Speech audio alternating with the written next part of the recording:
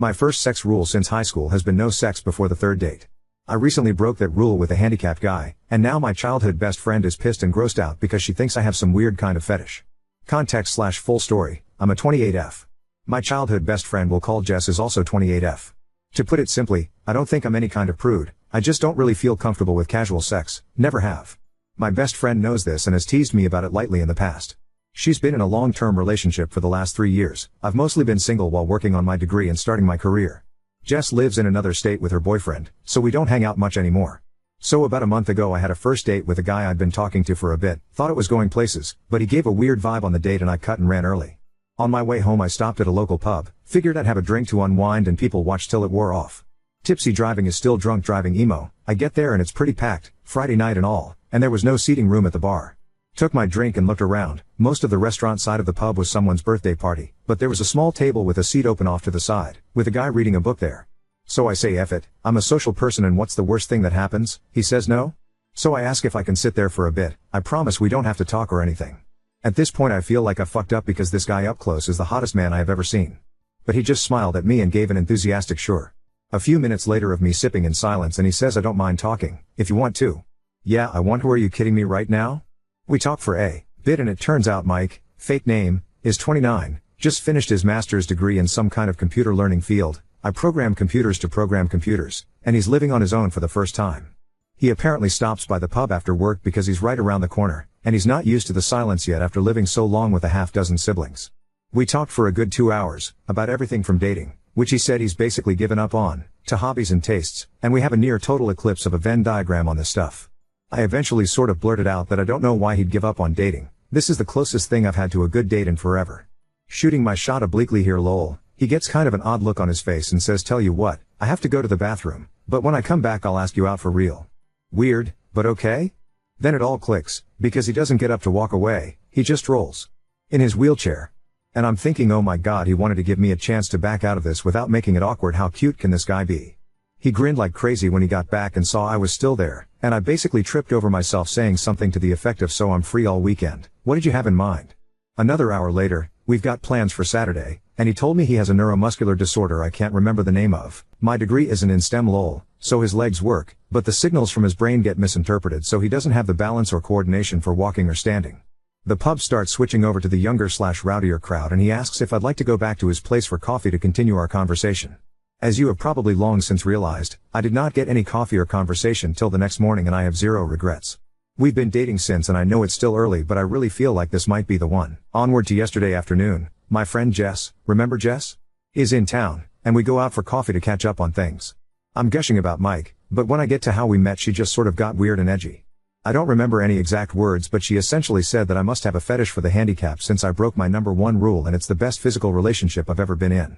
Like it's good for me because he uses a wheelchair, not because the guy puts in effort in bed? She said I've changed as a person and left without even saying goodbye. 15 years of friendship and I've never seen her like that. So here I am, asking the most objective people online, haha, if I'm an asshole or weird for being super attracted to a guy who uses a wheelchair and basically putting out immediately. Oop, okay, yeah this made me laugh for real. Seriously, what a weird fetish I have. Oop, that shit floored me. He's so considerate in so many ways. His stories about his sibs are also hilarious, I can't wait to meet them.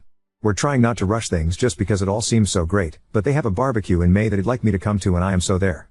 He was raised around a lot of love and it shows. Update 1. So if you were hoping for some terrible drama, I hate to break it to you that I don't roll like that. No pun intended. So I do have an update on Jess and shit finally makes perfect sense. And I have a slightly NSFW but funny story about Mike, because this guy is just the best, y'all. Okay, so first, I finally messaged Jess yesterday and said basically I'm still hurt by what you said, but after 15 years of friendship I'd never forgive Muzi if I didn't at least ask why you snapped at me like that. She replied immediately, I'm so fucking sorry, I didn't mean any of that, can we have a do-over on lunch? So I agreed cautiously and took a half day to meet with her today. Turns out that those of you who said she was jealous, and that she might have something else going on, and especially the person who said something might be going on in her relationship. Gold stars. She's in town because she's job hunting, because she's moving back in with her parents for a while since her relationship ended. Apparently they have been having a ton of small problems adding up, but the biggest one? Sex. The guy she's been with was apparently never great but it's gotten to the point where he makes no effort at all for her to enjoy herself and then gets pissed when she isn't in the mood. She tried talking with him about it, making suggestions, but he told her recently that it's emasculating being given sex advice by a woman. The straw that broke the metaphorical camel's back, however, was that her boyfriend has always had a thing for Asian women. She's Caucasian, but she does have long black hair. After weeks of fighting over their sex life, he suggested that they spice things up, by her dressing in a kimono and pretending to be Asian. She lost it on him and is absolutely disgusted by the racist fetishism and ended it right then. So she had all of this bottled up and was hoping to talk to me and finally be able to put it down. And I missed every hint that she had something big to discuss because I was gushing about Mike. So to her it felt like I was just twisting the knife by bragging about how great our sex was. She snapped, and somewhere between what I was saying and what she wanted to talk about some wires got crossed and she said something incredibly dumb. She left without saying goodbye because she was mortified and ashamed as well as irrationally mad at me. Something to know about Jess, she's an awful liar and she and I were the co-founders of our high school's Foot and Mouth Society, so I do believe her. I told her I forgive her and I'm sorry I didn't realize she wanted to talk about something bothering her, and she said I was too stupidly nice and have nothing to apologize for, so I think we'll be okay. For time being I'm not ready for her and Mike to meet, because I don't want to make things feel worse, and she agrees. But she's really happy for me. Hopefully this is just a funny story we can look back on someday. So, on to how Mike almost killed me, lol. Last night we were talking about the Reddit post and he gets this funny expression that I'm starting to recognize. And he goes, how do we know you don't have a fetish if we haven't at least tried it in the chair? And I'm like, are you serious lol? He said he's never attempted it, because, cue tears, he's never felt so comfortable with a partner before. Well, his chair has what is essentially like a parking brake thing. Or it should, it's unfortunately broken and apparently getting them fixed is an expensive pain in the ass. He doesn't use it that often so he hasn't made it a priority. And there's this thing called Newton's third law, you know how every action has an equal and opposite reaction? As it happens, when you're trying to, get the motion of the ocean going, in a chair with wheels that aren't locked, there's a sort of counter motion that starts and fucks it all up. So we were going nowhere fast except for inching along the floor in his bedroom. And laughing at the silliness, which isn't helping. Eventually he just stops and says maybe we can get some of those wooden block things they use to keep little planes from rolling away, like in Indiana Jones, you know? I absolutely lost it. Like laughing so hard I'm in tears, he's giggling half at the situation and half at my reaction, and everything just keeps setting me off again. Finally I get it under control, doing some deep breathing exercises and shit, and I look at him again. And he pulls the straightest face he can, and says, for the love of God, golly. This sure is uncomfortable. Folks, if I had asthma I would have fucking died right there. I laughed so hard I think I pulled a rib. Like wheezing and not even laughing anymore so much as weeping and making this awful hey noise when I could catch my breath. While he's laughing and rubbing my back and saying he's sorry, he couldn't resist. So yeah, confirmed, no fetish here, and this magnificent bastard's comedic timing might actually kill me. I doubt I'll update again, because there's really nothing I can see needing to share given everything sort of worked out. And in the end, the real assholes were the friends we made along the way? Ike. Thanks for all the lovely comments on my last post and for coming along with me on this absurd but brief drama in my life, lol. Oop, and everyone's phones blow up. Genius, I'll finally go viral and get all those internet dollars I assume people are raking in, lol. I probably will post an update on this account, but I don't necessarily want to bog down Ada with my silly shit. I'm so excited and nervous. It's apparently a Mother's Day barbecue. Which I didn't know because my parents and I are estranged and I never even seriously thought about having kids before meeting Mike. But apparently it's a lot of people and a lot of food and apparently everyone knows he's bringing me. Also, can I just say fuck yes about his mom? They apparently have a huge one-floor rancher and she just assumed we'd be sleeping together in his old room. Like none of that weird you aren't married so you get separate rooms shit. I already adore them and we haven't even met yet. Oop, oh there is one coming. Oh my god, his family, lol. I am exhausted already and it's only one here, and we have another day of this ahead. They are amazing and he is glowing like a fireball. The side of him when he's with family is so bright I need sunglasses to look at him. Update 2. Hello again. I was going to post this on my own page but a few people mentioned that they think it's nice to read on Ada, so fuck it, here's the Met Mike's family update. And it's a doozy, or at least felt like it at the time for a girl who grew up with a small, dysfunction-al family. So first up, you know what people, at least me, don't think about when dating a guy who's always sitting? Height. I know he's taller than me because we cuddle a lot, and he's taller sitting on the couch, but I didn't really get it.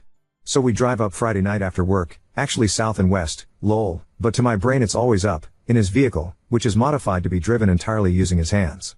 Neat, right? He's a really good driver too. One more green flag. We get to the house, and it's huge you guys, lol, like not a mansion, just kind of a sprawling one-floor rancher. Real estate was wild back in the day. Anyway we get out, and I meet his mom.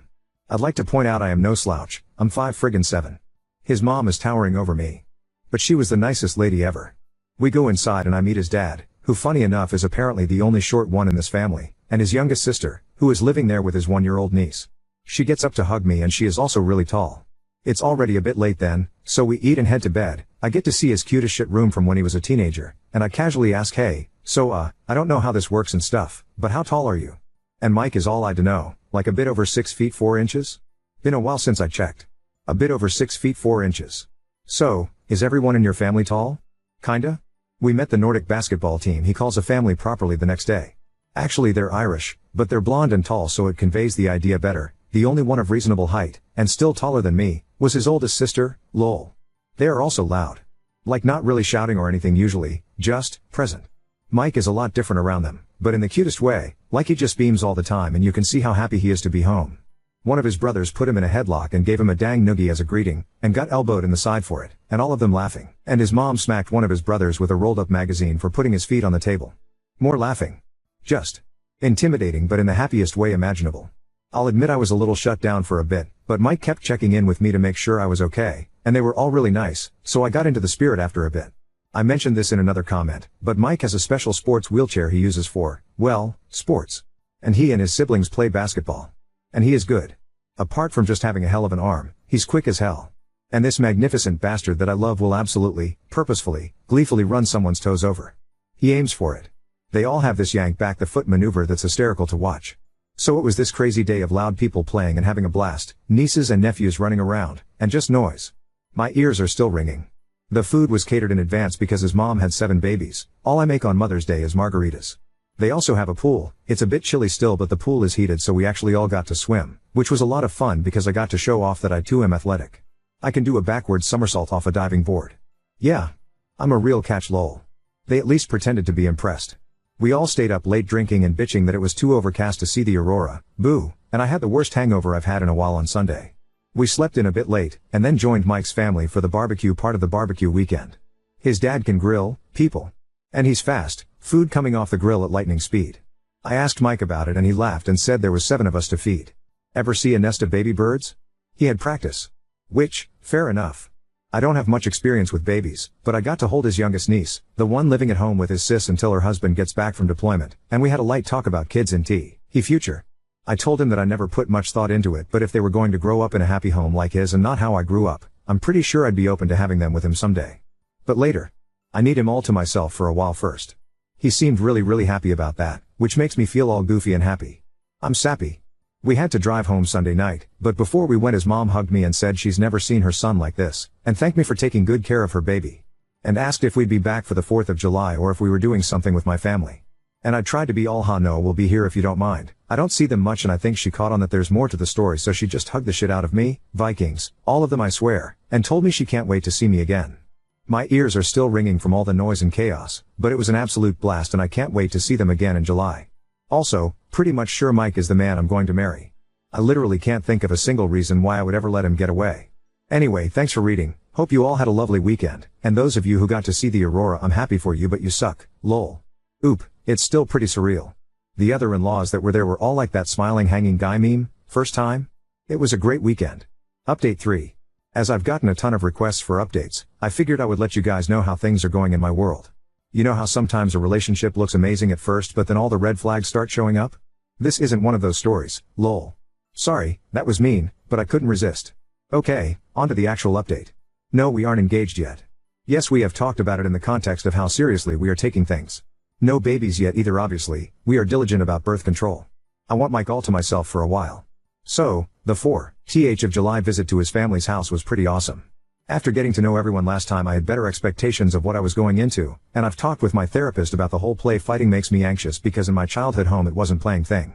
I don't want them to ever curb how they act to cater to me, and instead I guess I'll consider it immersion therapy.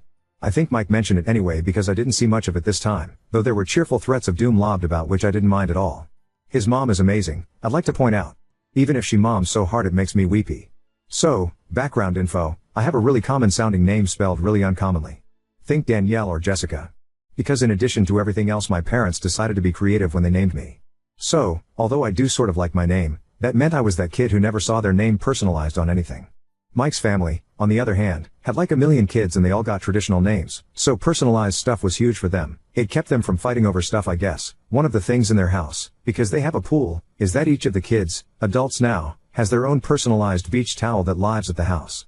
So we get to their place and it's been a hot drive there. So right after we get in, Mike suggests I go to his room to get changed into a swimsuit so we can have a dip in the pool. I'm thinking that sounds perfect, right? Some of you may already know where this is going. I get to his room and there is a towel on the bed. In my favorite color. With my fucking stupid ass spelled name embroidered into it. So here I am crying over a goddamn towel and he's in the doorway watching and grinning like he just pranked me or some shit. Turns out it was her idea, but she checked with Mike to make sure it was spelled right.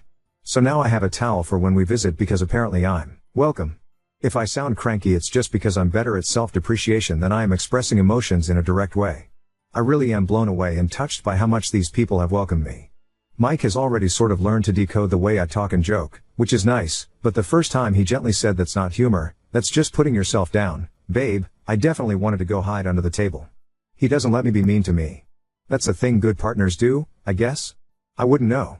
Again, yes, I am in therapy, I am working on myself, it's not his responsibility to put me back together, it's just something he does naturally. I literally told him one night that I was sorry I'm kind of broken, and he snorted and said at least you can walk in the most disgusted voice ever and made me laugh. I digress. So the food was once again amazing, and I kept my promise to teach his mom how to make my cinnamon bun bread pudding, so I felt like I contributed. Insert Ralph Wiggum I'm helping. Meme, I learned to play Yahtzee, and as it turns out I am very good at it. They do a lot of board games things at night when everyone is staying for the week. These people have a lot of board games. And puzzles. Whole damn storage closet of the things. They also drink like fucking fish and can hold it, so I am learning to pace myself. Mike doesn't drink much when we aren't there, so I'm not worried that it's a red flag.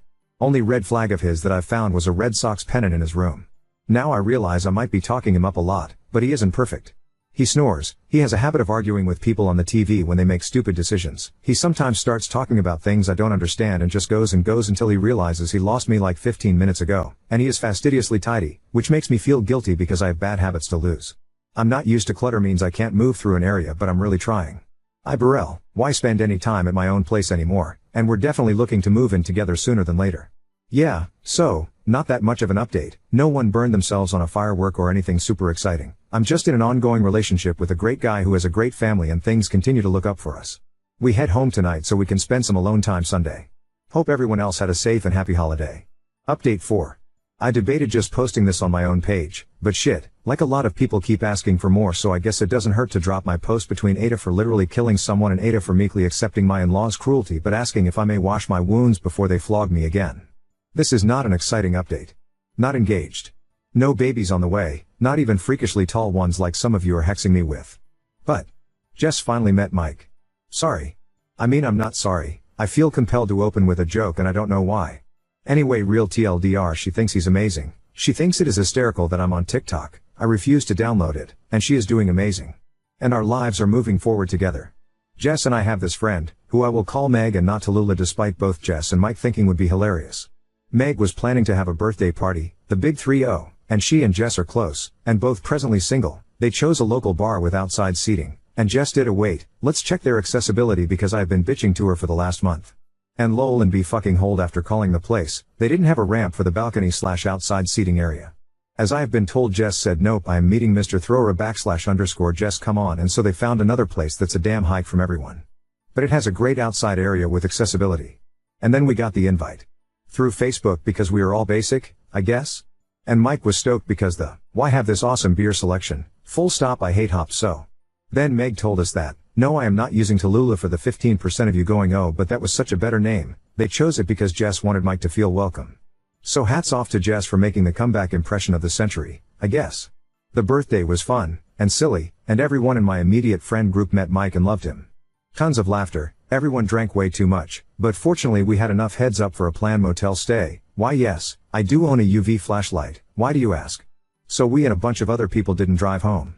We actually had brunch in the bar the next day. It was absolutely awesome and I am ruined for pancakes because fluffy. Once again, I digress.